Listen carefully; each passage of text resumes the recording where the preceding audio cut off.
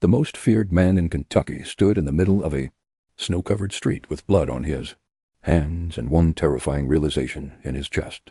The woman he had spent months trying not to love was gone. Naomi Brooks had disappeared 30 minutes earlier. Her abandoned car sat near the Kentucky River.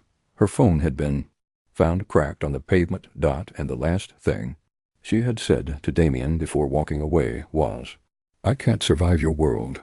For 20 years, Damien Calloway had never begged anyone to stay.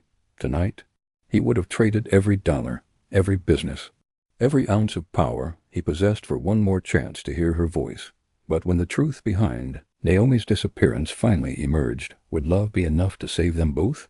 3 months earlier, before fear entered her life, Naomi Brooks believed she understood exactly how her future would look. She would keep working double shifts at the Blue Magnolia. She would help her mother through another difficult year. She would make sure Malik graduated high school. And she would continue pretending that the quiet ache in her chest didn't matter. At 38, Naomi had become an expert at carrying other people's burdens. Every morning began before sunrise. She prepared her mother's medication, packed Malik's lunch, cleaned a small duplex, paid whatever bills she could afford that week, and then drove across Lexington to the elegant restaurant where wealthy people celebrated lives that seemed impossibly distant from her own. Customers loved her, managers trusted her. New servers copied the way she handled difficult guests with calm dignity. What nobody saw was the exhaustion she carried home each night. Sometimes she sat alone in her car after work with the engine off, staring at the dashboard because she needed 5 quiet minutes before walking into another set of responsibilities. She had once imagined a different life. College. Teaching children, a husband who loved her, a home filled with laughter instead of worry. But dreams had become expensive things, and Naomi had learned long ago that survival often required letting go of what hurt to want.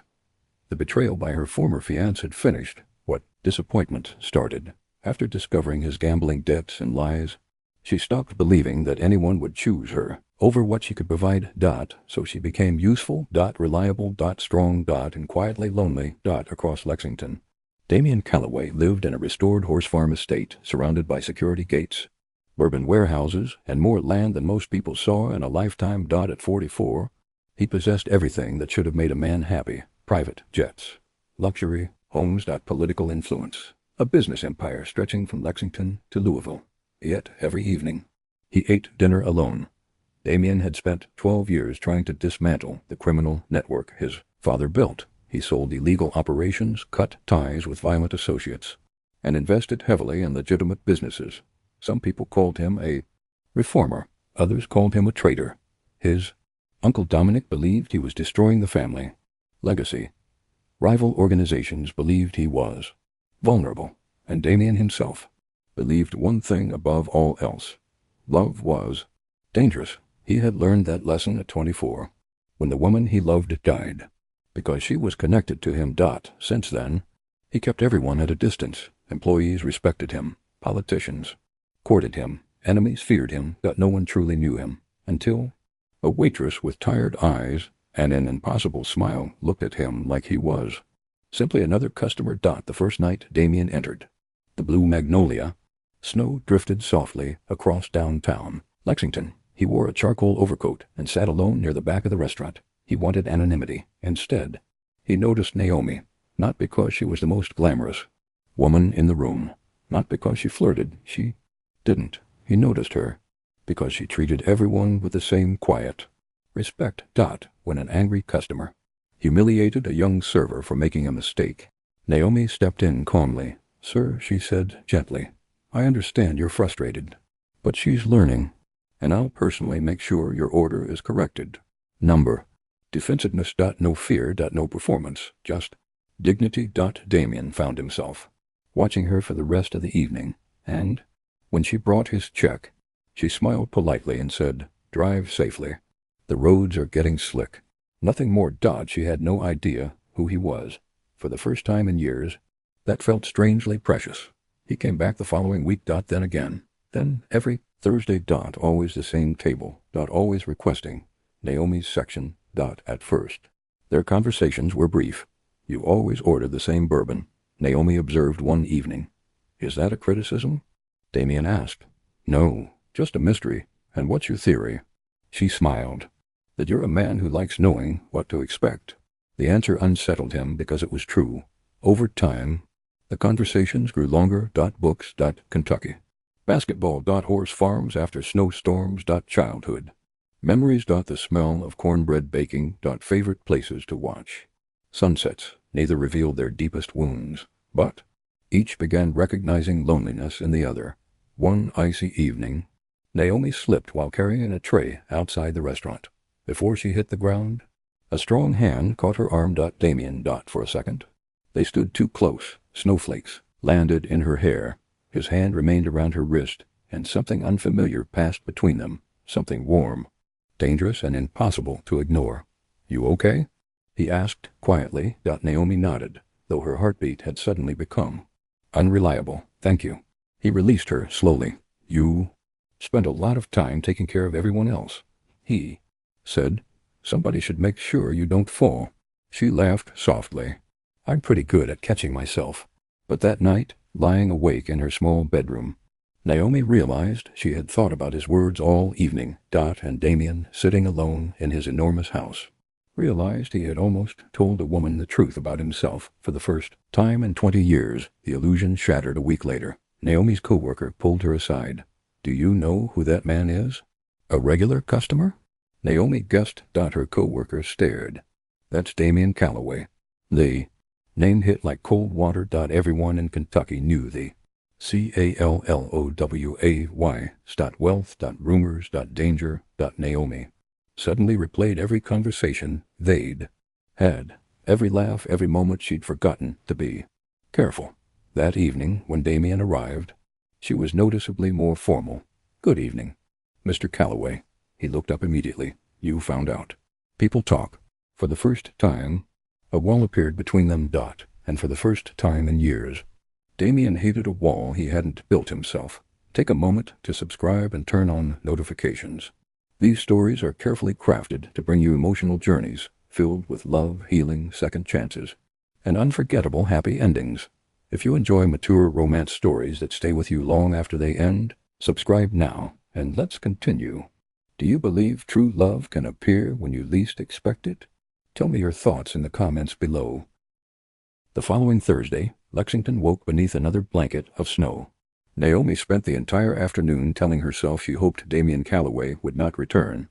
It would be easier that way. Ever since discovering his identity, she had replayed every conversation they had shared, every smile, every laugh, every moment she had spoken to him without realizing he was one of the most powerful businessmen in Kentucky.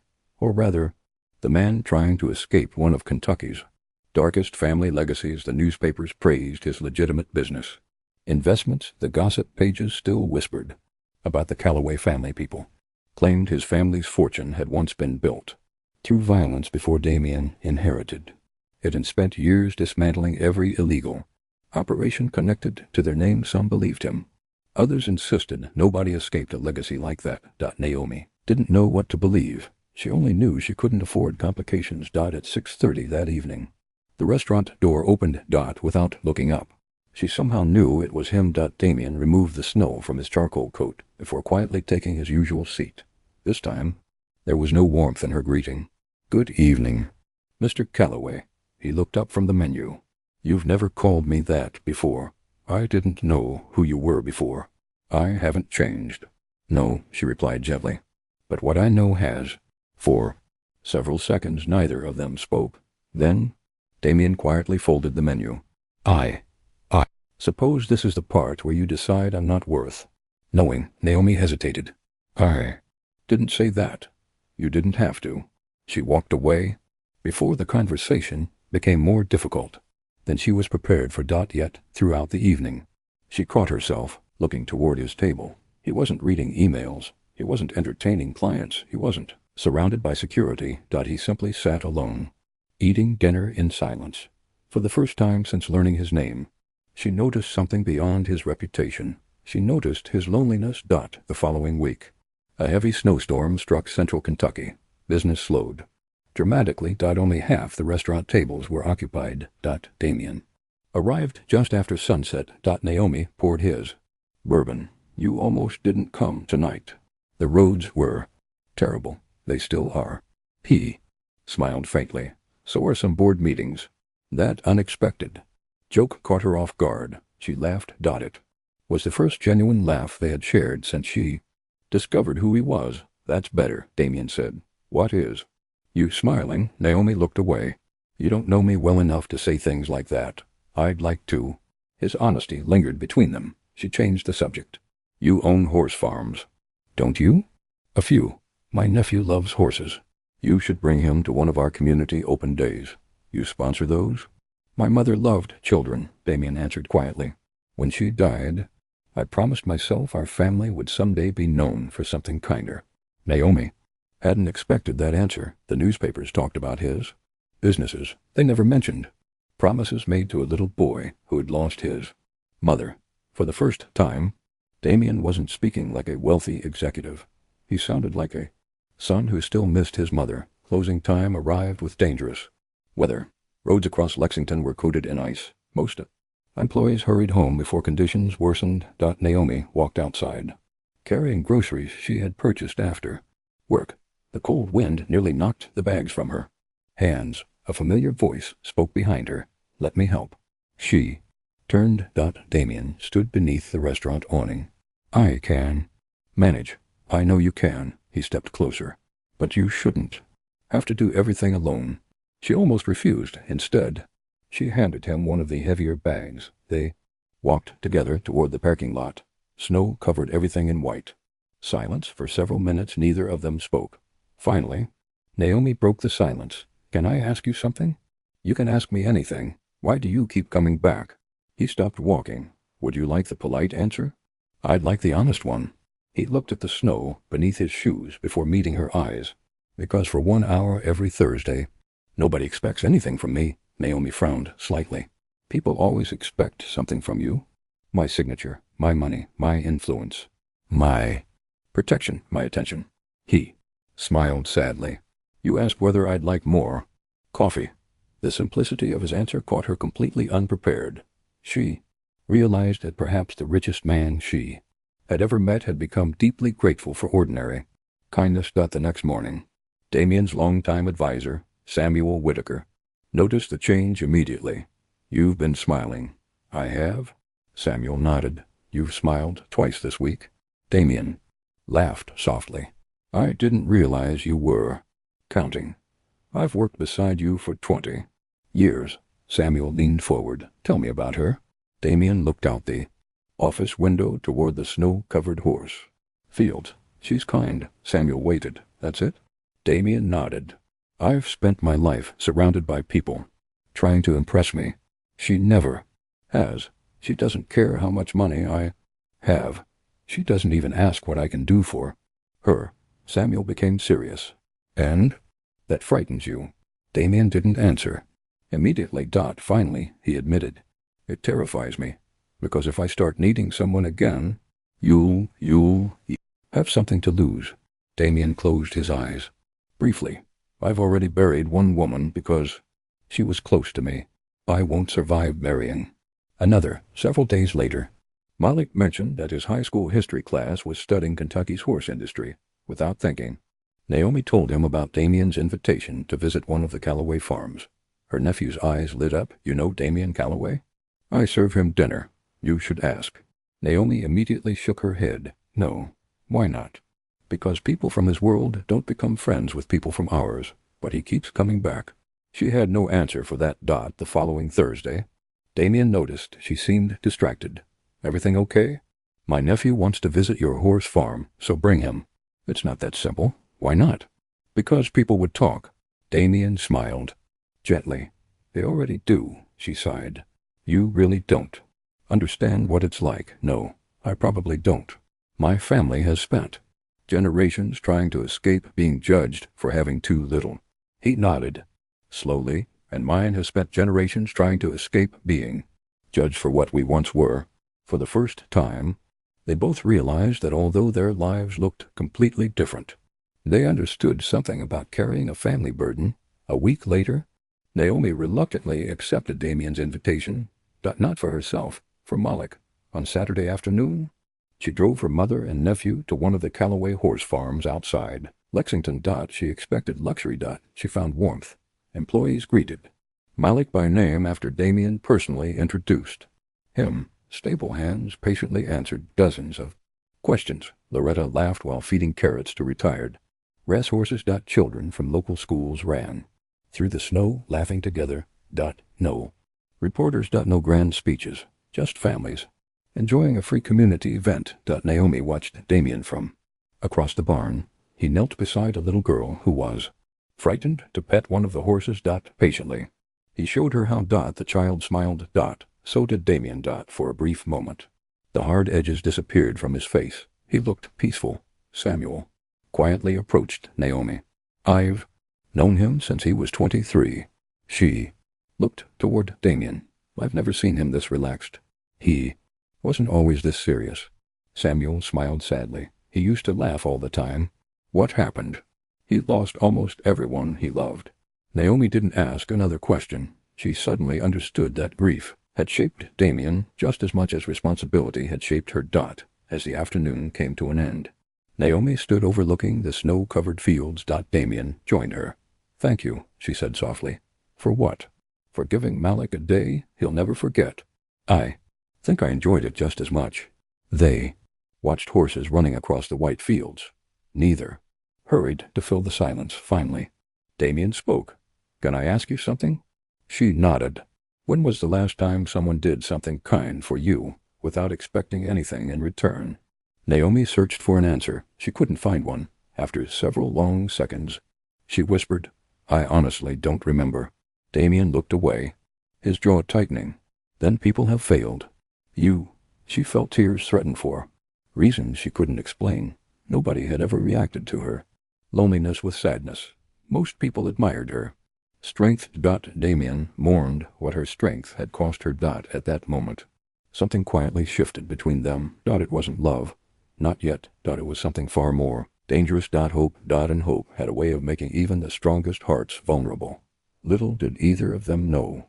Someone watching from a parked SUV beyond the entrance gates photographed every moment they spent together. A former associate of the Calloway family smiled as he lowered his camera. So, he murmured, the great Damien Calloway finally has someone he can't afford to lose. The trap had begun to close. Have you ever met someone who completely changed your life when you weren't looking for love? Share your story in the comments below. *. The last weekend of January arrived beneath clear Kentucky skies. The heavy snow had begun to melt, leaving glistening fields around Lexington, where thoroughbreds stretched their legs under the pale winter sun. Life seemed to be awakening again, and without realizing it, so were Damien and Naomi. Neither of them had intended for friendship to become a routine. Yet Thursday dinners had quietly expanded into Saturday mornings at community events. Brief phone calls about Malik's college applications, and occasional conversations that lasted far longer than either intended. For Damien, the changes were subtle at first. He found himself leaving board meetings earlier on Thursdays. He stopped working through dinner. He smiled more often. Samuel Whitaker noticed it before anyone else. You've started living again? Samuel remarked one afternoon. Damien looked out the office window toward the horse paddocks. I don't know if I'd call it living. What would you call it? Looking forward to tomorrow, Samuel smiled. For a man who once believed tomorrow was only another business meeting. That's remarkable. Damien didn't answer because Samuel was right. For years, every day had been identical. Success had become routine. Loneliness had become familiar. Now, one woman had managed to change the rhythm of his life. Without asking him for anything. Naomi experienced her own quiet transformation. Loretta noticed she hummed while preparing breakfast. Malik teased her whenever Thursday approached. You're smiling again? I always smile. Not like that. What does that even mean? It means you don't look tired all the time. She laughed and threw a kitchen towel toward him. Finish your cereal. But after he left for school, she stood quietly at the sink. She had spent years convincing herself that happiness belonged to other people. Now she caught herself wondering what it might feel like to choose something for herself instead of always choosing responsibility. The thought frightened her. One Thursday evening, the restaurant was unusually quiet. Damien arrived, carrying a worn hardcover novel. Naomi immediately recognized it. To Kill a Mockingbird, she said with a smile. My mother used to read it to me. My 8th grade teacher gave me my first copy. You still have it? She nodded. It's on my bookshelf. I've always liked Atticus Finch. So have I. He believed character mattered more than reputation. Naomi looked at Damien for a long moment. Is that why you keep trying to prove people wrong? He was silent. Finally, he admitted, I'm not trying to prove anyone wrong anymore. What are you trying to do? Make sure the next generation of my family inherits something cleaner than what I inherited. There was no arrogance in his voice, only quiet determination. Naomi realized she believed him, not because of what he said, because of how he lived. As February approached, Damien invited Naomi, Loretta, and Malik to a charity dinner, benefiting scholarships for first-generation college students. Naomi almost declined. She owned only one formal dress, and it was nearly 10 years old. When she admitted that to Loretta, her mother smiled knowingly. The dress isn't what worries you. No, what is? Him you care about. Him. Naomi sat quietly. I think I'm beginning to. Loretta reached across the table and squeezed her daughter's hand. Then, don't let fear decide your future. The charity gala filled one of Lexington's historic ballrooms with community leaders, educators, business owners, and scholarship recipients. Naomi felt completely out of place. Until Damien walked toward her. He stopped several feet away, almost speechless. She wore a simple navy blue gown. No expensive jewelry. No designer accessories, just quiet elegance. You look beautiful, he said softly. She lowered her eyes. It's an old dress. I wasn't looking at the dress. Heat rose to her cheeks. For the rest of the evening, Damien introduced her not as a waitress or an acquaintance. This is Naomi Brooks. Nothing more. Nothing less. He never diminished her. He never exaggerated who she was. He simply treated her as though she belonged beside him. Unfortunately, not everyone shared Damien's respect. Later that evening, an influential investor named Charles Mercer approached Naomi with an artificial smile. So you're the woman everyone has been talking about. Naomi frowned politely. I don't think so, Mercer chuckled. Oh, you are. He lowered his voice. Just be careful. About what? People from our world don't usually marry waitresses. Before Naomi could respond, Damien appeared beside them. His expression remained calm. Charles, I was only having a conversation. I think it's over. Mercer smiled thinly. Before walking away, Naomi forced a smile. I'm fine. No. Damien's voice remained gentle. You shouldn't have had to hear that. For several moments neither of them spoke. Finally Naomi whispered, maybe he isn't completely wrong. Damien looked at her in disbelief. Don't.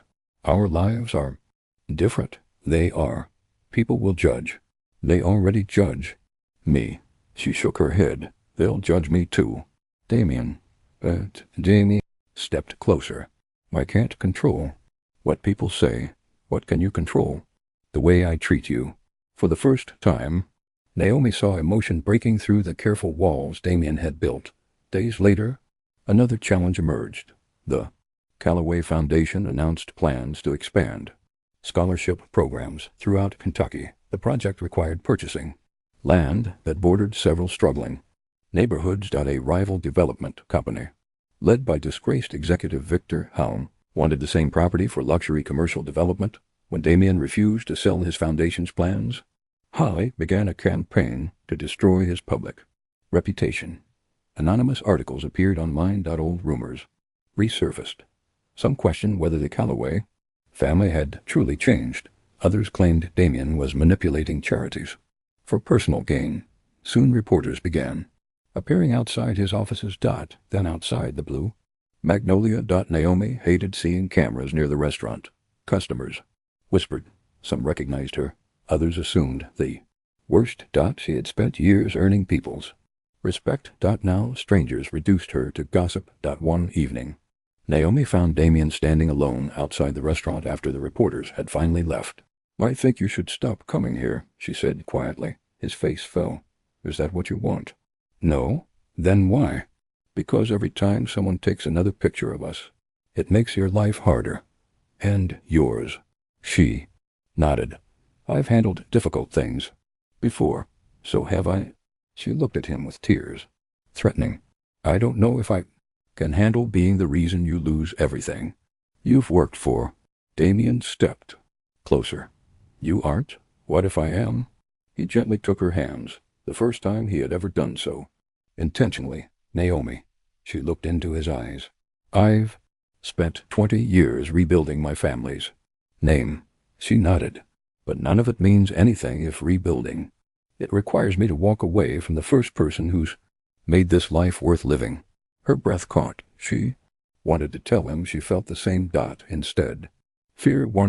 She slowly pulled her hands away. "I need time." Then she walked toward her car. Damien remained standing in the cold long after she had disappeared. The following week brought devastating news. Loretta collapsed at home. Doctors determined she would need surgery, followed by months of rehabilitation. Insurance covered only part of the expenses. Naomi quietly picked up additional shifts at the restaurant. She sold family jewelry. She postponed paying several utility bills. She refused every offer of financial help from friends. When Damien eventually learned what had happened through Samuel, he visited the hospital. Naomi met him in the hallway. "You shouldn't be here. I wanted to see how your mother is. She's stable. I'm grateful." He hesitated. "Please let me help." She immediately shook her head. "I can't." "Why?" "Because if I accept your money." She couldn't finish. He understood. "You'll wonder if I stayed because I needed saving." Tears filled her eyes. "I fought too hard to stand on my own." Damien smiled sadly. "I wasn't offering because you're weak." No, I was offering because I love you." The words hung in the silent hospital corridor. Neither of them had planned for them to come. Naomi stared at him, unable to speak. Damien took a slow breath. "You don't have to answer. I just couldn't keep pretending." He turned to leave, but before he reached the elevator, Naomi whispered, "That's what scares me." He looked back. "I think I'm falling in love with you too." For one perfect moment. Neither of them noticed a photographer standing outside the hospital entrance. The next morning, newspapers across Kentucky published a front-page photograph beneath the headline, "Calloway Heir's Secret Romance Raises Questions During Foundation Expansion." By noon, Victor Howe called a press conference demanding an investigation into Damien's charitable organization. Investors panicked. Board members demanded explanations. Scholarship funding was suddenly at risk. Naomi stared at the newspaper with tears in her eyes. She had never wanted to become the center of Damien's greatest public battle. And for the first time since they met, she wondered whether loving each other might cost them everything. Have you ever loved someone but felt circumstances were pulling you apart? What happened? Share your experience in the comments below. The newspaper headline spread across Kentucky before sunrise. By 8 o'clock, every major television station had picked up the story. Commentators debated Damien Calloway's judgment. Business analysts questioned the stability of the Calloway Foundation. Social media was even harsher. Some people criticized Naomi for chasing a wealthy businessman. Others accused Damien of using his relationship to improve his public image. Neither accusation reflected the truth, yet truth often struggled to compete with rumor. Naomi sat alone in the hospital cafeteria, staring at her untouched cup of coffee. She had spent her entire adult life avoiding attention. Now complete strangers believed they knew her heart. Her phone buzzed continuously. Friends from church. Co-workers, neighbors, even former classmates she hadn't spoken to in years. Some offered encouragement. Others wanted gossip. She answered none of the calls. She only wanted silence. Across town, Damien faced a different kind of storm. The boardroom of Calloway Enterprises was unusually tense. Several investors argued that the controversy threatened years of progress. Victor Hall had publicly accused the foundation of using charitable donations to improve Damien's reputation. The allegations were false, but they were damaging. One board member finally spoke the question everyone had been avoiding. If this relationship continues, are you prepared for the possibility that it could cost us millions? The room fell silent. Damien slowly stood. For years he had measured every decision by profit, risk, and public perception. Today something had changed. "I've spent 12 years proving that our company deserves the public's trust," he said calmly. "If our integrity depends on whether I care about an honest, hard-working woman, then we've built the wrong company." Several people lowered their eyes. "Our foundation exists to improve lives, not protect my image." He paused. "So let me be perfectly clear. I will not end a meaningful relationship to satisfy gossip, and I will not allow anyone to attack Naomi Brooks simply because she isn't wealthy." The meeting ended without applause, but Samuel smiled quietly. For the first time in many years, Damien had chosen his heart over his fear. Naomi, however, had reached a different conclusion. That evening she stood alone on the small porch behind her duplex.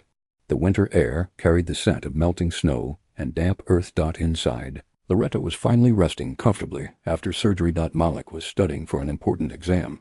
Everything she loved was inside that modest home. Everything she feared waited outside it. When Damien arrived, she already knew why he had come. He stepped onto the porch slowly. "I've been calling." "I know." "You didn't answer." "I couldn't." Neither spoke for several seconds. Finally Naomi whispered, "This has become bigger than us." He looked at her steadily. "No, it has." She folded her arms tightly across her chest. "People are losing faith in your foundation. They're questioning scholarships because of me. They're questioning your leadership." Damien stepped closer. "They're questioning rumors. I'm questioning reality." Tears gathered in her eyes. "I can't become another burden you have to carry." He reached for her hand. She gently stepped back. "I think we should stop seeing each other." The words shattered the quiet evening. Damien stared at her as though he hadn't understood. "You don't mean that." "I wish I didn't." "You told me you loved me." "I do." "Then don't walk away." She closed her eyes. "I'm walking away because I love you." He had negotiated billion-dollar contracts. He had rebuilt an empire. He had survived years of public scrutiny. Nothing had prepared him for hearing those words.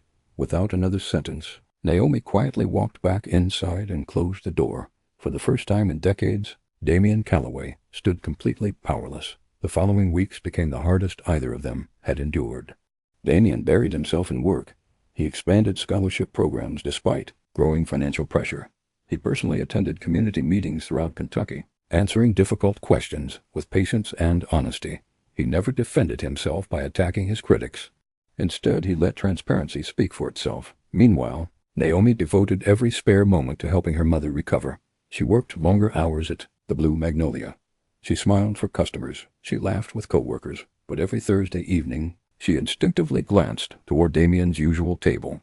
It remained empty. The silence hurt more than she expected. One afternoon, Samuel visited Naomi at the restaurant. She greeted him warmly.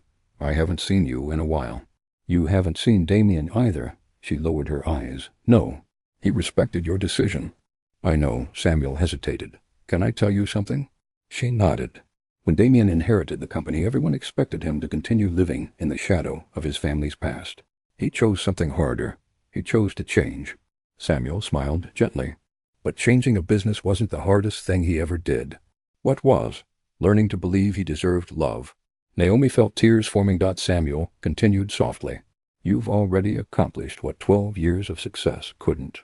You reminded him he was still human. Days later, the truth behind Victor Hale's campaign finally emerged. A whistleblower from Hale's own company provided financial records proving that the accusations against the Calloway Foundation had been deliberately fabricated to manipulate land prices and pressure investors. News organizations quickly corrected their earlier reporting. The investigation cleared Damien and the foundation of every allegation. Community leaders publicly praised the foundation's transparency. Scholarship donations increased. Former critics apologized. Yet Damien felt no sense of victory. Because the only person whose forgiveness mattered wasn't standing beside him. Spring arrived across Kentucky. Dogwood trees bloomed. Along quiet country roads. The horse farms turned brilliant shades of green. Life was beginning again. One Saturday afternoon, the Calloway Foundation held its annual scholarship celebration. Hundreds of families gathered beneath white tents overlooking rolling pastures. Students who had received scholarships shared stories of their dreams. Teachers spoke about opportunity. Parents cried with gratitude. Naomi attended only because Malik had insisted. One of his closest friends had received a scholarship. She intended to sit quietly in the back and leave before anyone noticed. Instead, Samuel found her. "Someone would like to speak with you." Before she could answer, Damien stepped onto the stage. The crowd applauded warmly. He waited until the applause faded. "For many years," he began, "I believed strength meant carrying every burden alone. My father taught me that vulnerability invited failure. I spent half my life believing that love only created loss." He paused. "I was wrong." The audience became completely silent. "A remarkable woman showed me that kindness isn't weakness. Integrity isn't measured by wealth. And a person's worth has nothing to do with where they work or how much money they have." Naomi's heart began pounding. Damien looked directly toward the back of the crowd. "I don't know if she'll forgive me for doing this publicly." Gentle laughter spread through the audience. "But there are moments in life when pride has to surrender to truth." He stepped down from the stage. Every eye followed him. He walked through the crowd until he stood directly in front of Naomi. She was already crying. "So am I," he admitted with a soft smile. The crowd laughed again. He took both of her hands. "Naomi Brooks, I loved you long before I found the courage to say it. I don't want a perfect life. I don't need an easy life. I only know that every meaningful future I imagine includes you. You once told me you were afraid of becoming another burden." He gently shook his head. "You were never my burden. You became my greatest blessing." His voice softened. "I can't promise that life will never become difficult. I can't promise people will never judge us. But I can promise that you'll never face those moments alone again." Naomi could no longer hold back her tears. She smiled through them. "You still don't know how to make small speeches, do you?" The crowd laughed warmly. Damien smiled. "I've had months to practice." She reached up and touched his face. "I was never waiting for a perfect man. I was waiting for an honest one. And somehow, you found me." He nodded. Double quotes. "No, I think we found each other." She leaned forward and kissed him. Not because everyone was watching, because, for the first time in years, fear no longer made either of them feel alone. The applause echoed across the Kentucky countryside. Malik cheered louder than anyone. Loretta wiped away joyful tears. Samuel quietly looked toward the sky and whispered, "Your mother would have been proud." Several months later, Damien and Naomi returned to the Blue Magnolia. This time they weren't customer and waitress. They sat together at the same corner table, where everything had begun. The young server who approached them looked nervous. Naomi smiled warmly. "Take your time. We're not in any hurry." Damien looked across the table. "Funny. What? The first night I came here, I thought I was looking for one peaceful dinner." Naomi reached across the table and intertwined her fingers with his. "And what did you find instead?" He smiled with quiet certainty. "My home." "What do you think is the most important ingredient for lasting love? Trust, loyalty, communication, or forgiveness? Tell me in the comments below." 1 year later, spring returned to Kentucky with the same quiet beauty that had witnessed the beginning of Damien and Naomi's story. The rolling horse farms outside Lexington glowed beneath golden sunlight. Dogwood trees lined winding country roads. The Blue Magnolia welcomed another busy evening of laughter, conversation, and celebration. Life had moved forward, but not because it had become easier, because two people had finally learned they no longer had to face it alone. Naomi Brooks Calloway still woke before sunrise most mornings. Some habits never disappeared. She still brewed coffee before anyone else was awake. She still checked on Loretta, whose health had improved steadily after months of rehabilitation. She still reminded Malik to slow down whenever he rushed through breakfast before classes at the University of Kentucky. The difference was no longer found in her schedule. It was found in her heart. The heaviness she had carried for years had slowly been replaced by something she had almost forgotten existed. Peace. Not the kind that comes from having a perfect life. The kind that comes from knowing someone will stand beside you when life is imperfect. Damien had changed just as profoundly. His businesses continued to thrive, but success no longer defined him. The Calloway Foundation expanded scholarship opportunities throughout Kentucky, helping hundreds of first-generation college students continue their education. Community centers, literacy programs, and family resource initiatives became the foundation's greatest source of pride. Whenever reporters asked Damien what inspired the expansion, He always gave the same answer.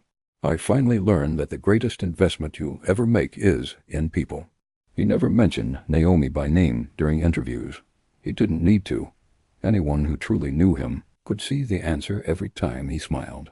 The Blue Magnolia had become one of their favorite places. Again, not because it was expensive, not because it was romantic in the traditional sense, because it reminded them where everything had begun. The owner refused to let anyone else sit at Damien's old corner table on Thursday evenings. Employees jokingly referred to it as their table. Whenever new servers asked why it remained reserved, older staff simply smiled. That's where two lonely people accidentally found their future. Loretta often watched them together with quiet gratitude. One evening, while Naomi helped prepare dinner, Loretta smiled from her chair near the kitchen window. "I used to worry about you." Naomi looked up. "I know. You spent so many years taking care of everyone else." She reached for her daughter's hand. "I wondered who would ever remember to take care of you." Naomi smiled through happy tears. "He does. And you let him." "Yes." Loretta squeezed her hand. "That's the hardest lesson love ever teaches."